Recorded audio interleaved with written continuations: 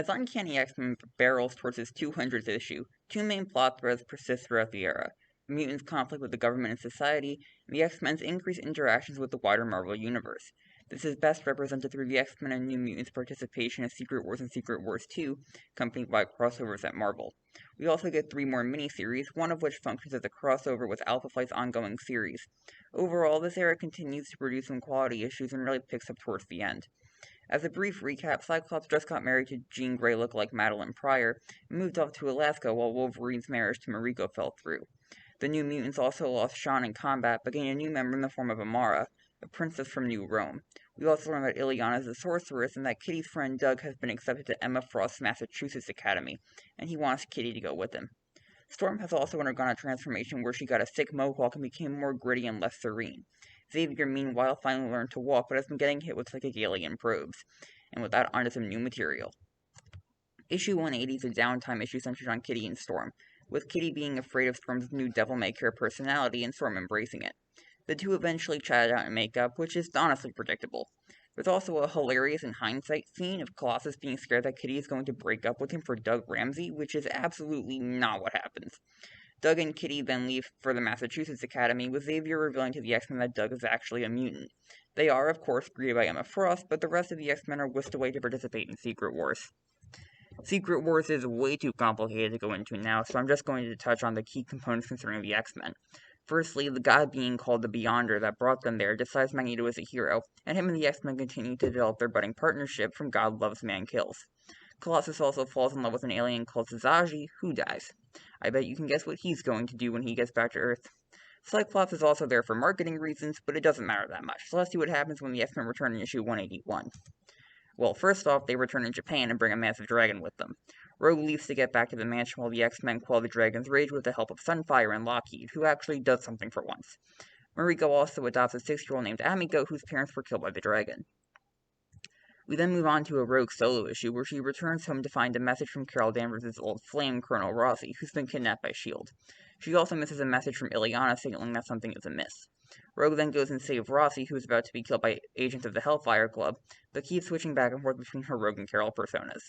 Once Rossi recovers his health, he yells at Rogue that he wishes he could kill her for stealing Carol's life and storms off. When the X-Men return from Japan proper, the New Mutants are back, but how'd they do? Well, in New Mutants number 15, Illyana uses astral projection to spy on Emma Frost, who is trying to mind control Kitty. However, Emma spots Illyana and blasts her, causing Illyana's spell to break and demons to rush around the house. The New Mutants manage to catch them before demanding an explanation from Illyana, and once she gives one, she declares that she's going to rescue Kitty, alone or not.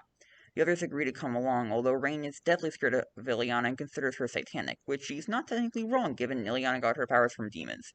The New Mutants then break into the place where Emma is holding Kitty, only to be ambushed by Emma herself. The New Mutants manage to pull off an escape and do decently well sneaking around until they get attacked by the Hellions, Emma's elite squad of teenage mutants. Most of them are opposites of the New Mutants, such as Jetstream, who has Sam's powers, and Cat's Eye, who is Rain's.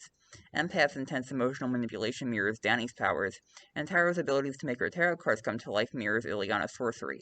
There's also Roulette, who gives people bad luck, and the new Thunderbird, with the same powers as the original, and is also his younger brother. Despite their best efforts, all the New Mutants get captured except for Donnie and Illyana, who escape using one of Illyana's stepping discs. After a brief recovery in Limbo, the two head back, but they accidentally arrive a year late and find that Emma has converted everyone into perfect Hellions, which is a neat trick by Claremont to raise the stakes. They eventually get to the right time, and the Hellions challenge the New Mutants to a one-on-one duel for their freedom. Sam fights Jetstream and manages to win after an intense fight, but Emma and Sebastian Shaw show up and know the deal, although the New Mutants manage to escape with Kitty and presumably Doug, although it's never shown. Like with Alpha Flight, Claremont does a great job at injecting personality into each of the Hellions to make them feel like people instead of just antagonists. And despite not really resolving Doug's plot at all, since he just returns to Xavier's school for no reason, I think this is the first New Mutants arc I really enjoyed. Issue 18 starts the Demon Bear arc, which is the loose basis for the recent New Mutants movie that finally released. You'd hardly know it, though, because the issue basically opens with Rachel from the Days of Future Past storyline watching the mansion get destroyed, after which she's come to the present, but freaks out because Illyana's freaking 14 instead of 7 and runs off. Then, in space, a robot alien runs away from his scary dad. The rest of the issue focuses on the friendship between Donnie and Illyana, and Donnie fighting the demon bear that killed her parents, which seemingly kills her, ending the issue on a mighty cliffhanger. The New Mutants proceed to take Donnie to the hospital, and the next issue reads like a horror comic, with the demon bear slowly closing in on Donnie and the New Mutants, powerless to stop it. It even captures a cop and nurse, and despite everyone's best efforts, the New Mutants are dragged into the Demon Bear's twisted Badlands, only Illyana's words protecting Donnie. The New Mutants then proceed to do battle with the Demon Bear and the corrupted minions it made out of his captives. The battle has a lot of ups and downs, with the breakout star being Illyana, who really pulls her weight acting as both team leader and fighter, since her soul sword can free the corrupted souls. Indeed, Rain manages to telepathically communicate with Donnie to learn that the soul sword is the only thing that can beat the Demon Bear, and with the mighty slice, Illyana cuts it down, destroying it for good. Donnie will recover from her wounds, although it'll take a bit, and with that, the second quality New Mutant story arc is finished, the horror-writing complement by the eerie and uncanny art from Bill Sienkiewicz, who started writing New Mutants with this arc. Next issue is also styled like a horror piece, with the girls inviting over a bunch of friends for a slumber party while Sam and Roberto play outside. The two find Warlock, the alien from earlier, crashed in their backyard after it slammed through Magneto's asteroid base, setting up some stuff for later. The two bring Warlock inside, and when he wakes up, he begins to scramble around for food, turning anything he touches into robotic material he can drain. The New Mutants manage to fend off Warlock without letting the other guests know what's up, although they have to tell Doug what's going on so he can use his powers to communicate with Warlock. He and Rain manage to break through to him, and after feeding Warlock some, Xavier kindly lets him stay at the school. As a new friend arrives, an old one leaves over an Uncanny X-Men number 183, which opens with a really well-done, heartfelt conversation between Colossus and Kitty over his love from Secret Wars that ends with them breaking up. Kitty does her best to keep her composure and manages all the way back to her room where she cries into Illyana's shoulder, the first time Claremont really proves his prose that they're best friends. Kitty then decides to take a break from the X-Men, saying farewell to Storm. Meanwhile, Wolverine and Nightcrawler drag Colossus into town, where Wolverine gives Colossus a talking to before getting him into a brawl with an out-of-suit Juggernaut that ends in Peter's defeat, leaving him to learn his lesson about responsibility, or something. Oh, and Selene is back from Nova Roma for round 2. Selene proceeds to track down Rachel, who has been wandering around New York, and nearly kills her before Xavier and the X-Men arrive, Xavier having sensed the battle between the two powerful psychics. The X-Men fight off Rachel, and upon seeing Storm's new outfit and Xavier's ability to walk, Rachel cries out that she's in the wrong timeline and the world is doomed. On a slightly less dour note, Colossus now sports a red leotard that does not suit him at all. Over the past 2 issues, Raven Darkholme, Mystique's form as a government agent, and presidential advisor Valerie Cooper have been working with Force to build a gun to neutralize mutant powers, but despite it being currently untested, Cooper is ordered to use it to capture Rogue, a government fugitive after her time on the Brotherhood, and what she did to a S.H.I.E.L.D. helicarrier rescuing Rossi. This pisses Forge off, so he goes after the strike team. Rogue, incidentally, is off in the woods with Storm, who's trying to comfort the increasingly distressed Rogue. To make a long story short, the government attacks and Storm takes the blast instead of Rogue, creating a weather explosion. Forge saves Storm's life and shouts at the agent for destroying Storm's life with an untested gun, and Rogue is nowhere to be found. Issue 186 is the acclaimed LifeDeath, a double-page special focused on the growing relationship between Forge and Storm as he nurses her back to health. The two genuinely fall for each other until Storm learns of Forge's hand in her downfall, and she punches him in the face and storms off, vowing to one day fly again. This poignant story is interspersed with a minor invasion of the body-stealing alien race, enemies of the lesser-known Rom, Space Knight. Rogue saves Cooper from being killed by them before stealing her memories, learning what happened to Storm and vowing to find her. I don't really have much to say on the issue, but the art adds beautifully to the atmosphere, and the growing love between Storm and Forge is written to be believable as possible. I also want to gush about Forge's skyscraper house, made entirely of holograms that can be manipulated at will via a device, creating some awesome set pieces akin to the Danger Room. Next issue features Storm and Forge's friend Knave battling the magical wraiths as they try to kill Forge to prevent him from making a weapon akin to Rom's that can hurt them. As Storm appears to be getting overwhelmed, she and Forge are saved in the nick of time by Colossus and Rogue. While Knave tries to make a pact with the god for help, Nightcrawler brings in Amanda Sefton and Illyana as cavalry, and manages to defeat the wraiths for good. Much to her relief, Colossus accepts Illyana as a demon sorceress, as do the others, and Storm promises that she and Forge will meet again, although he may wish they hadn't. Back at the mansion, Nightcrawler makes a pretty compelling argument that the X-Men are fighting for an amorphous dream that only serves to get them all killed, and when he reveals that Jean Grey is dead, Rachel bursts into the room shouting that she can't be dead since she's Jean and Cyclops' child. She argues that the world needs the X-Men to prevent her future where the Sentinels kill everyone, and the X-Men decide to stick together. It's a good thing Wolverine and Kitty have nothing to say about this, since they miss this argument due to a little side story we'll get to later, but let it be known that the next few issues don't have them in it. All in all, these last 4 issues are really well done and mark the start of the X-Men series really pushing the government and public hate storyline that is so prevalent nowadays, but still manages to preserve that classic superhero action with the wraiths that many modern stories leave out. With that landmark story out of the way, it's time to return to the New Mutants for a downtime issue. Nightcrawler is training Sam, and Rain doesn't like Nightcrawler in the least due to her believing he's a demon. Roberto is also training with Colossus and does some weird thing with his powers. Moira and Xavier are trying to figure out what Warlock's deal is, while Rain enters a fantasy world where she is a princess fighting an evil animal killer. This continues into next issue, which sees Roberto miserable at a bar where he gets into a fight with Colossus, corrupted by dark energy into a rage state. Meanwhile, Rain has gone missing, and Danny and Sam track her to a fancy hotel, although Rain has no idea how she got there. The only clue is a pendant that Danny recognizes as belonging to Cloak and Dagger, two superheroes with dark and light powers respectively. Danny and Sam track them down to a hospital, only to find that Cloak and Dagger have lost their powers and don't want them back. Danny theorizes that Roberto and Rain stole Cloak and Dagger's powers inadvertently in an earlier adventure from Marvel team-up, which means they're likely in trouble. Back at the mansion, Roberto gets consumed by the dark energy and consumes Colossus as well. Danny and Sam arrive with Rain, whose light power is enough to cancel out Roberto's darkness and save Colossus, although both are terrified and flee to the chapel of the priest that helped Cloak and Dagger. The New Mutants arrive with Xavier and Rogue, and the Professor and Danny try to mind link with Roberto and Rain to cure them, but fail. Illyana tries her own magic ritual, but fails as well.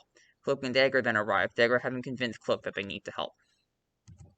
Xavier concocts a plan where Illyana will drag everyone to Limbo, where Rogue will steal the energy from Rain and Roberto and give it back to Cloak and Dagger, which will be initiated by Illyana's soul sword breaking the magic.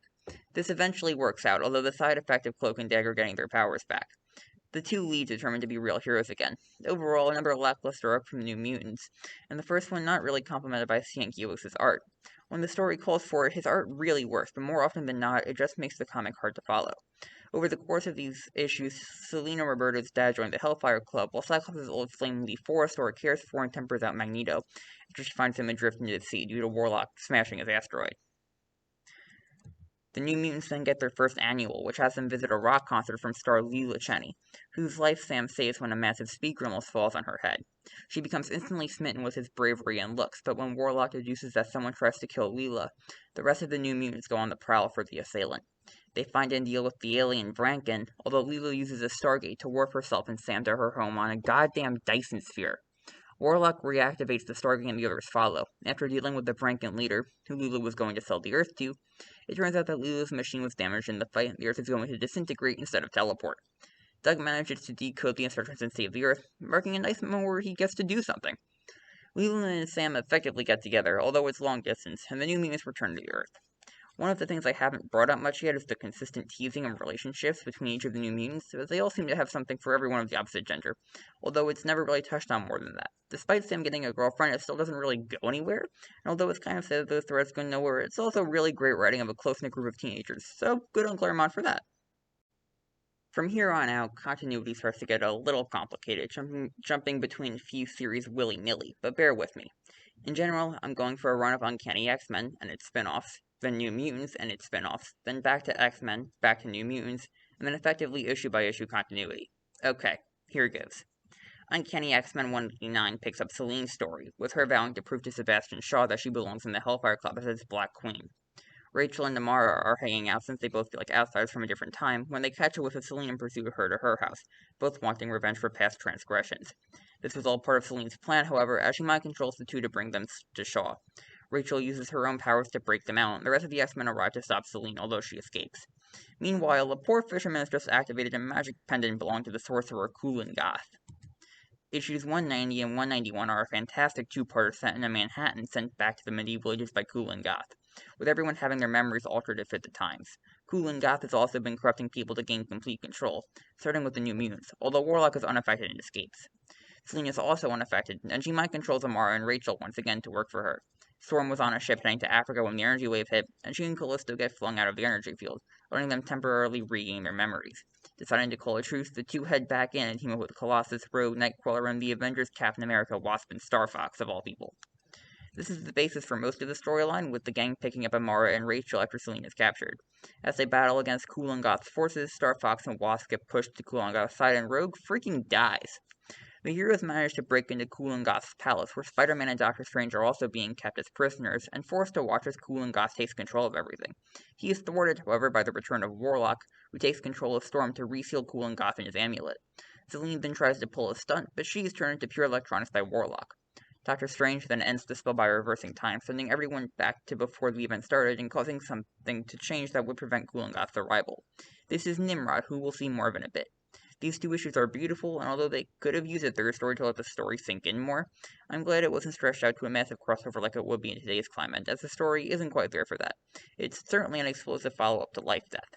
Kitty and Wolverine missed that story too, so it's finally time to see where they've gone. The answer, of course, is our next miniseries, aptly titled Kitty, Pryde, and Wolverine. It opens with Kitty back home, where she walks in on the meeting between her banker dad and the Yakuza, and she vows to get him out of the mess he's in. Kitty sneaks aboard an airplane and follows her back to Japan, where she ends up committing a few crimes, gets caught in the rain and sewers, and catches a cold before she winds up finding her dad in a business meeting with Ogun, the Yakuza enforcer, and she also finds out that her dad is a criminal as well, laundering money for his business. Fortunately for Kitty, she managed to place a call to Xavier's mansion, but unfortunately, only Wolverine picked up. Unfortunately, she is caught by Ogun, who uses his blade to mind control her and teach her ninja techniques, turning her into an incredibly formidable fighter. The entire sequence is equally beautiful and eerie, which is perfect for what's happening. Both issues are also narrated by Kitty until her mind control, which is also perfect. Wolverine, meanwhile, has arrived in Japan and threatens Ogun partner, Shigematsu, so Ogun plans to sick Kitty on Logan, which she intends to carry out swiftly and brutally. Issue 3 is fittingly narrated by Wolverine and sees him ambushed by Kitty wearing Ogun's mask. She and Wolverine have an even fight while Wolverine's old pal Yukio rescues Kitty's dad, saving him from Shigematsu's bodyguard. Wolverine saves Kitty from a speeding train, knocking her mask off. Wolverine's momentary pause is enough for Kitty to stab Wolverine, ending the issue on a shocking cliffhanger. Kitty is taken out by Yukio, who takes Kitty, Wolverine, and her father to one of Mariko's mountain homes, although it starts to snow immensely due to a clever use of a Thor crossover, which is turning the world into eternal winter. The issue is spent with Wolverine training Kitty once she's got her mind back, and unlike Ogun, who taught Kitty everything personally, Wolverine lets her learn it herself, and once he's done, Kitty sets out alone to face Ogun. Issue 5 is largely a battle between Kitty and Ogun at Mariko's main place, with Kitty not only having to fight Ogun, but also protect Mariko and Amigo, as Ogun seeks to kill them to draw out Wolverine, as Ogun trained Wolverine in the past.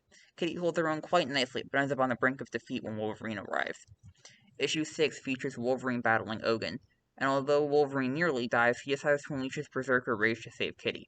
Wolverine dismantles Ogun's mask and tells Kitty to go in for the kill, but before she strikes Ogun, she breaks down and says that she can't. Wolverine tells her that that's what he hoped would happen, as Kitty wouldn't kill an unarmed man, but Ogun would, meaning she is free of his curse for good. Ogun makes one last desperate attempt, and we get a great panel of Wolverine and Ogun both striking through Kitty, her phased. This attack ends in Ogun dead and Wolverine alive, with Kitty proud of him for standing up for himself and changing from what Ogun wanted him to be. Kitty's dad also handed himself in, and Shigematsu over to the police, and the group has a little celebration in Japan. Once again, a fantastic mini that really dives into the characters as characters, and the extra 2 issues let the series flip between Kitty and Wolverine quite effectively. It's also a major change for Kitty moving forward, as we'll see next issue when she takes the name Shadowcat, the first codename she's had that's actually good. Speaking of next issue, Uncanny X-Men 192 has Rogue, Nightcrawler, and Colossus fight and beat Magus, Warlock's father, who slinks off to recover his strength after a defeat. Kitty and Wolverine also return from Japan and greet Storm, Xavier, and Rachel, whom Kitty recognizes from her time in the future, and Xavier is mugged to near death by anti-mutant students of his at Columbia University. Let's just pretend that Xavier hasn't been mugged yet, though, since he has one last tale to go through with Storm before that happens and she finally makes her long-delayed departure to Africa. This is Uncanny X-Men Annual number 8, which is a redux of Kitty's fairy tale, but this time a space adventure told by Illyana, but still focused on Kitty. It's essentially an examination of the X-Men at that point, focused on Kitty, Colossus, and Storm. After Kitty's parents are killed by Emma Frost, Kitty gets adopted by Space Captain Lockheed and goes out to stop her. She teams up with Colossus, whom she quickly falls in love with, and Storm, who's a retired space ace who lost her touch. Despite losing her abilities, Storm still manages to pull off an insane stunt, and Kitty saves Lockheed from Emma. She realizes that Lockheed is more important to her than Colossus, but says that they can still be friends. Kitty and Colossus make up in the quote-unquote real world too, and Storm decides to head to Africa to find a new path like she did in Illyana's story. It's heavily implied that it's intentionally done by Illyana, which is incredibly mature for someone her age. In comparison to Kitty's fairy tale, it's much darker, which also fits Illyana, and features Emma as the main villain, showing how much of a threat she is, especially as Kitty's archenemy. Now that Xavier has actually been mugged, issue 193 opens with him recovering in the Morlock tunnels, courtesy of Callisto, who isn't keen on seeing a mutant murdered via hate crime. However, Xavier's abilities are extremely limited, and to make matters worse, the new Thunderbird has kidnapped Banshee and trapped him in Valhalla Mountain, where the original Thunderbird died, threatening to kill Banshee in 24 hours if Xavier doesn't hand himself over. The X-Men obviously go to try and save Banshee, but deprived us from his team leader, Nightcrawler takes over and doesn't do so hot. Thunderbird is also begrudgingly assisted by Empath, Roulette Empath, pheromone-controlled girlfriend Firestar, although he wants to get his revenge himself. After a few mishaps, the X-Men manage to deal with the rampant Hellions, while Thunderbird confronts Xavier.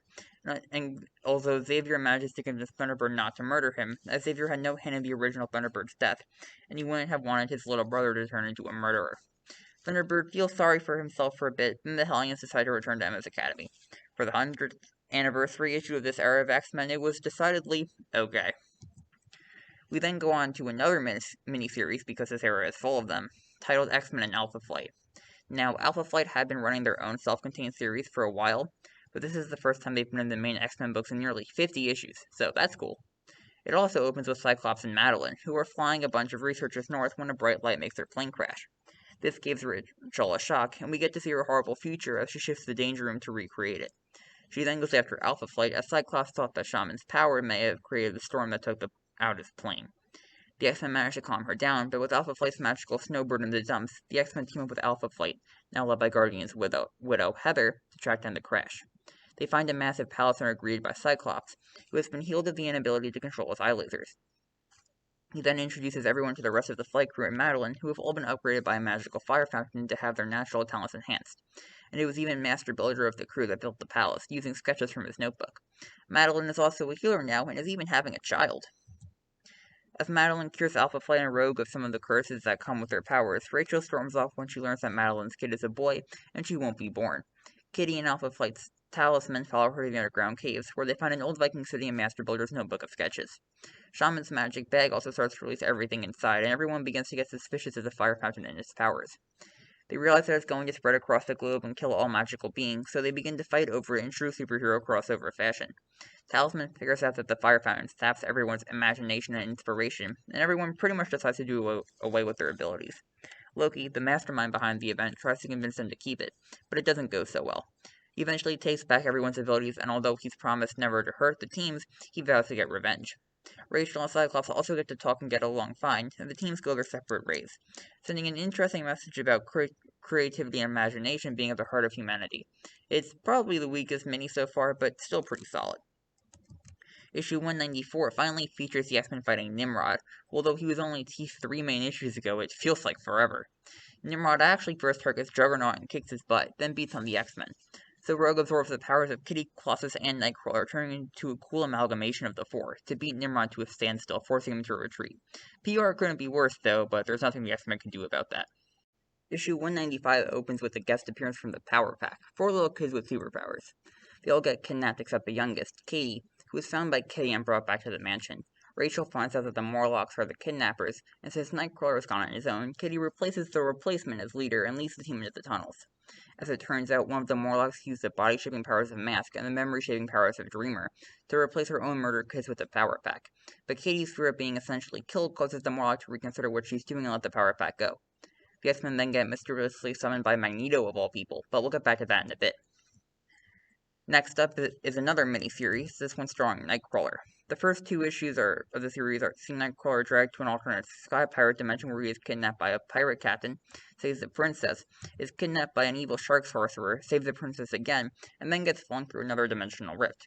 Since Nightcrawler got pulled through in the Danger Room, the issues also occasionally show Kitty and Illyana trying to get him out. No, and Loki's with Nightcrawler too, but he does his typical not very much.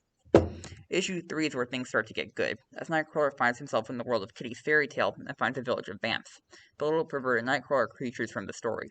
They're all captured by the shark sorcerer who wants to learn how to teleport, so Nightcrawler and Loki team up with the other characters from the fairy tale to save him. They manage to successfully do so with the help of that world's Storm, and it's always nice to see her at full power. Nightcrawler ends up getting flung through some more dimensions and makes references to Wizard of Oz and Mr. freaking Mxyzptlk, an enemy of Superman who gets sent back to his own dimension by saying his own name backwards. It's bonkers, but Nightcrawler eventually finds his way home using the energy from the original portal. It's also implied that Illyana is into Playgirl magazine, which is strangely hilarious and oddly on brand for her. The cool part of the mini is that the Shark Sorcerer has an anti-teleport spell, so Nightcrawler spends most of the mini without teleporting, so it's cool to see what he can do with just raw skill. Overall, the first 2 issues are a slog, but the last 2 make it worth it, and it's always nice to have some light entertainment between the serious stuff and the main book. With that stretch of Uncanny X-Men down, it's time to head back over to New Mutants and New Mutants number 26, starting a 3-part story featuring Legion, Xavier's kid David, that we met way back in the first issues of New Mutants that I honestly thought Claremont forgot about. Xavier takes Donnie, Rain, Doug, and Warlock to Moira's Mab where David is being taken care of, and Xavier reunites with Gabriel Haller, David's dad, and Xavier's old love interest. David starts going nuts and sucks everybody into his psyche except for Warlock, who is immune to David's powers. David's psyche is filled with the war-torn Middle East that Gabriel says is from the mind of an Arab terrorist that tried to kill David and who David absorbed. The gang also meets 2 of David's personalities, the cowboy Jack Wayne and the punk pyrokinetic Cindy, and they force their way to the heart of David's mindscape. It turns out that the terrorist stopped trying to kill David a while ago and wants to fix his broken mind, which Danny and Xavier help him do, sending everyone back to the real world and healing David, although his split personalities are still there. Another lackluster arc that's hampered by the Clerd arc, although it does fit the story for the most part. This arc is also surprisingly similar to the Demon Bear one, with the cast getting dragged into an apocalyptic mindscape, but the writing isn't as solid and I obviously don't have as much attachment to Legion as I do to Donnie. Issue 29 kicks off a somewhat parallel arc, with Sam and Illyana chasing after a kidnapped Roberto and Amara, who have been captured by the Gladiators, a drug ring / Roman Coliseum. The 2 get some help from Lila Channing and Dazzler, who's tangled with the Gladiators before. Before they can save everyone, though, Magneto breaks into the arena and demands New Mutants' assistance. The past few issues have continued the Magneto-Lee storyline, with the 2 starting a relationship. Magneto had been contacted by Xavier, who learned about the Beyonder from Secret Wars on Earth. This leads us to the first issue of Secret Wars 2, which breaks up this Gladiator arc. For the Secret Wars 2 crossover, I'm only going to be spotlighting the issues focusing on the X-Men and New Mutants, sticking primarily to their story. For the first issue, the Beyonder has arrived on Earth and wants to learn stuff, so he gives some guy superpowers and wants to destroy Hollywood, but he's stopped by the X-Men, New Mutants, Magneto, and the Avengers. The Beyonder ends the issue by forcing Illyana into her demon persona and dragging her, Sam, Dazzler, Kitty, and Rachel into limbo. Fortunately, we get to continue the main storylines before returning to the main crossover, so let's continue with that. The Gladiator arc picks up with that aforementioned crew in limbo, and Kitty manages to get Illyana out of her demon persona and back to normal. Dazzler goes back to the Gladiators to prove herself, while Kitty, Sam, Illyana, and Rachel have a run-in with the Beyonder, who promptly leaves again. Roberto and Amara continue to fight, believing that children are being held hostage. Kitty goes to save them, but gets captured and forced to fight the New Mutants in a giant robot. Roberto and Amara get help from Sam, Illyana, and Rachel, and they manage to free Kitty and Dazzler and fight their way to the leader, who is actually Karma, now incredibly massive. Karma manages to escape, and Kitty reveals that Xavier believed Karma to be alive, but didn't want to tell the New Mutants in case she wasn't. The New Mutants decide to go save Karma on their own, leading right into the next arc. Despite Secret Wars 2 butting in, this last arc was really solid, and gave nice little arcs for everyone involved, including Dazzler. The action was solid, the storytelling was good, and the arc complemented the action nicely. Next arc is solid too, but it's time to check in on the X-Men first.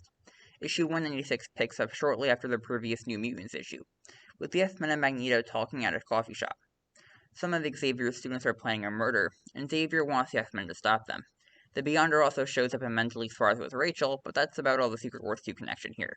As it turns out, the students were trying to kill Xavier and nearly kill Kitty, causing Rachel to go nuts and revert to her Han costume, nearly killing all the students before Magneto stops her, stating that hate brings more hate. It's a solid Rachel and Magneto issue overall, but the standout thing is definitely Kitty calling one of the murderers the N-word, just straight up.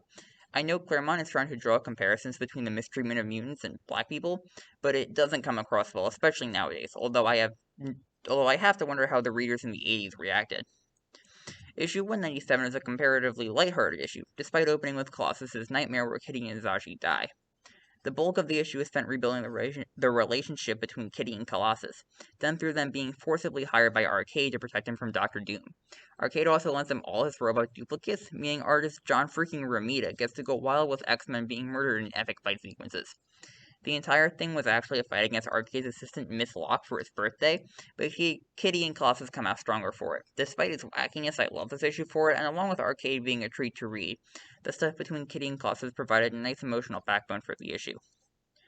Issue 198 is LifeDeath 2, the sequel to LifeDeath. For some background, since she left, Storm arrived in Africa and became a tour guide for 2 near-Nazi jerks, Andrea and Andreas, who leave her for dead in the savannah for trying to stand up to them. Storm struggles through the desert, hallucinating and nearly dies, but stays strong. She escorts a pregnant woman to her dying village and helps her give birth, but the elder has to sacrifice himself so there is enough food for the newborn. Before passing, the elder tells Storm that the world needs someone who can bring the new and old to create a better world, and a newly invigorated Storm decides that, powers or no, that is what she will stand for. While not as poignant as the first part, this issue is still a heart-wrenching read, with the art by Barry Windsor-Smith adding a sense of desolateness to Storm and her situation. The splash page at the end of the mentally rejuvenated Storm is also something to behold. And despite this issue not being as good as Part 1, I think it gets a pass since it's really Act 2 of Storm's life-death story, but we'll get to Part 3 in a bit. First, we have to prepare for the big 200. Cyclops is called to the mansion to help Moira keep Xavier alive since he's dying from his wounds. Rachel returns to Jean Grey's home and decides to take up her mother's mantle as Phoenix to protect the timelines, while Kitty and Magneto go to a Holocaust remembrance service. There, they are attacked by Freedom Force, the newly named Brotherhood of Evil Mutants who works for Valerie Cooper, and whose first goal is tracking down and capturing Magneto. There's a great fight between the X-Men and Freedom Force that kind of ends in a stalemate, with all of Freedom Force defeated except Mystique, who has Magneto captive. Magneto decides to let himself be captured and held trial by the world for his past crimes, much to the X-Men's shock. Freedom Force also has a new member in Spiral, who references a book we haven't gotten to yet, and I'm treating as cool character foreshadowing. Before we commence with the trial of Magneto, the New Mutants are out to bring one of their own to justice in the hunt for Karma. The full team tracks Karma to the island nation of Madripoor, where she rules as a crime lord. The team breaks in past Karma's gladiator guards, but soon start getting possessed by Karma, who has the power to possess people, although her powers have never been that strong before. The only ones to escape are Illyana, who is largely immune to Karma's powers, and Donnie.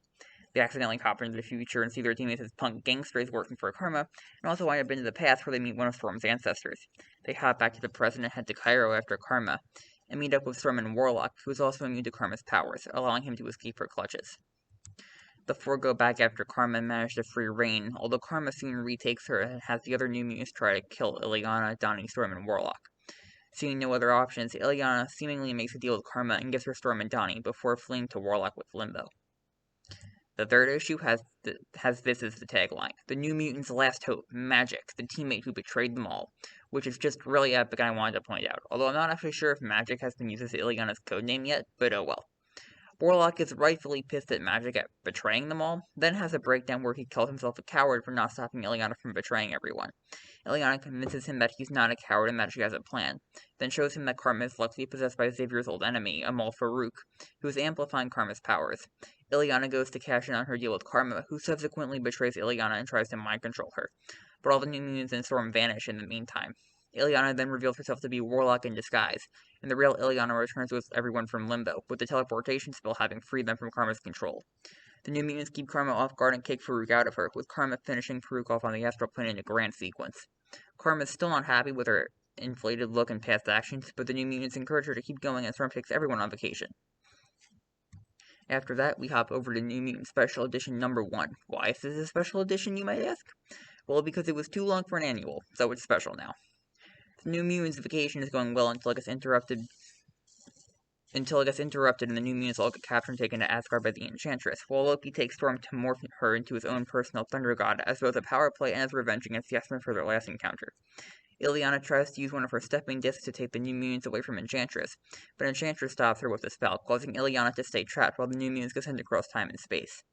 Enchantress then pulls out Illyana's evil side and sends after the New Mutants. Karma ends up in a desert with a little girl that she vows to save, mirroring Storm's own desert situation. Doug ends up working as a waiter for some pompous Vikings. Warlock ends up visiting Hela, the goddess of death, and his guardian Hel. Roberto ends up becoming a blaze man at a bar. Amara gets duped by elves into becoming one of them. Sam winds up in a cave with some dwarves. Rain finds herself with a beautiful wolf prince, and Donnie finds the Pegasus of a Valkyrie and bonds with it, inadvertently becoming a Valkyrie herself.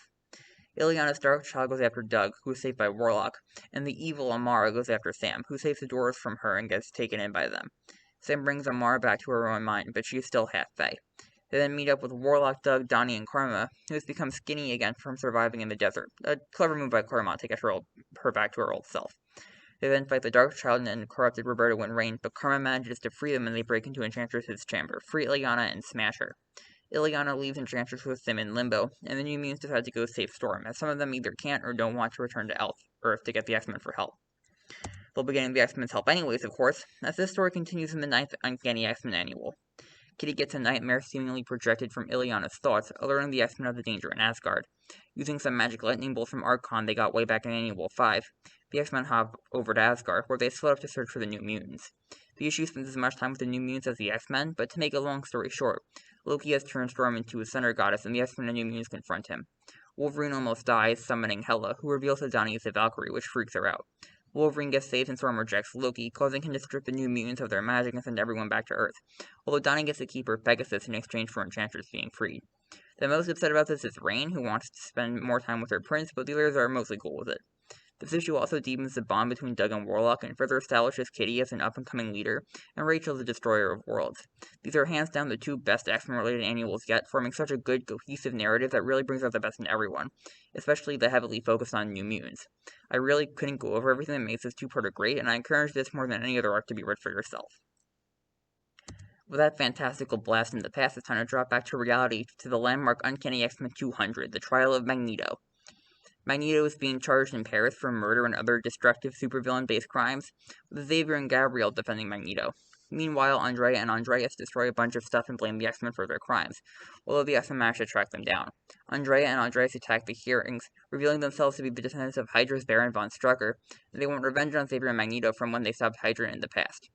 Magneto manages to save all the civilians and helps the X-Men stop Andrea and Andreas, earning him a full pardon. Unfortunately, Xavier nearly dies in the process, in part from his wounds from the mugging, and is taken to space by the Starjammers and Illyana to heal, leaving Magneto in charge of the school and the X-Men. Now that Magneto's in charge of the school, it's time to find out who's going to lead the X-Men, Cyclops or Storm. Before that can happen, Madeline has her baby boy Nathan. We learn that Cyclops is the only one who didn't check in on her from France. The two have a little fight about Cyclops' duties to her and the X-Men, which gets interrupted by a proposal from Storm. She and Cyclops duel, and winner leaves the X-Men. Cyclops accepts, and Storm uses her athletic and stealth skills to outmaneuver the totally out of it Cyclops and remove his visor, winning the match and officially becoming leader of the team again. Cyclops glumly accepts the results and leaves with Madeline, although he fears that he has no place with her either. I consider this issue to be part 3 of Storm's LifeDeath storyline, which starts with her losing her powers and her place in the world, and ends with her coming back stronger than ever, finding her place on her own merits.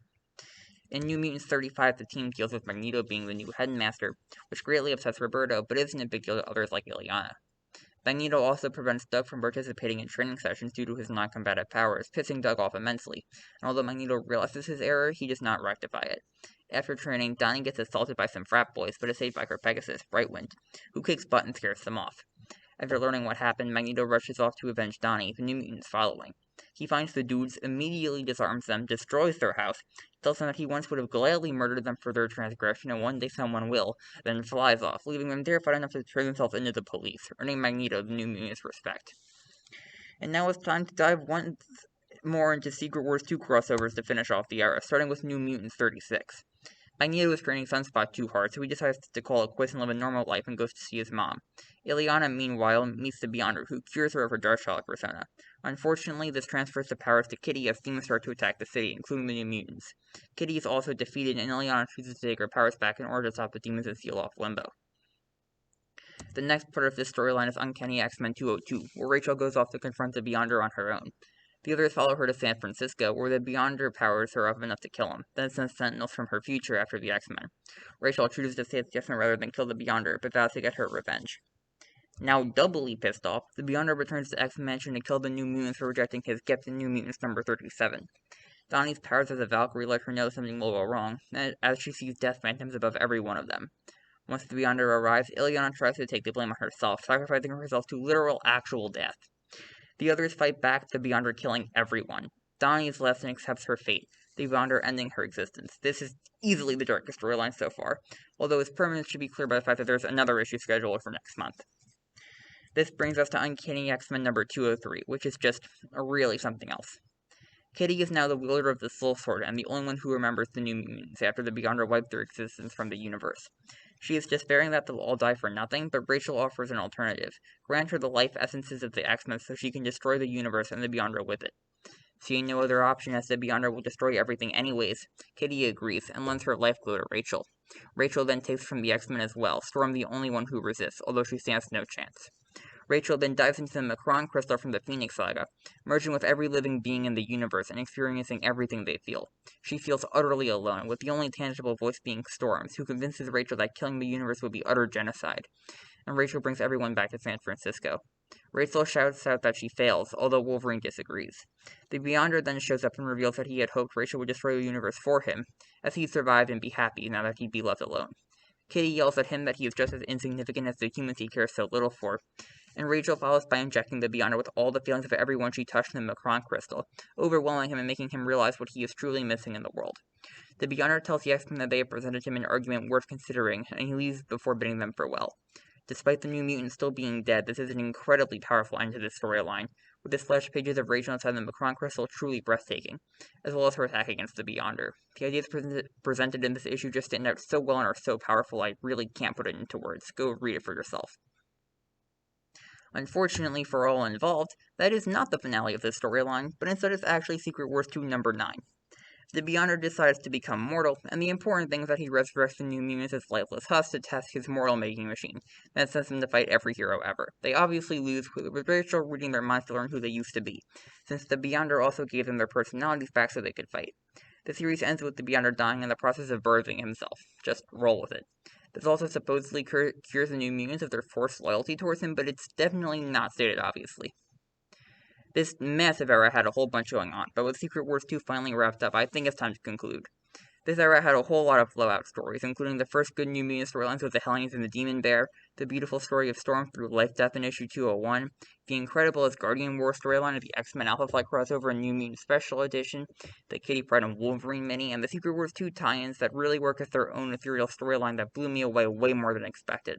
Almost none of the issues were downright bad either, and the blending of fantastical and down-to-earth storylines works so well in making the universe feel fleshed out and fun while also keeping it grounded in reality.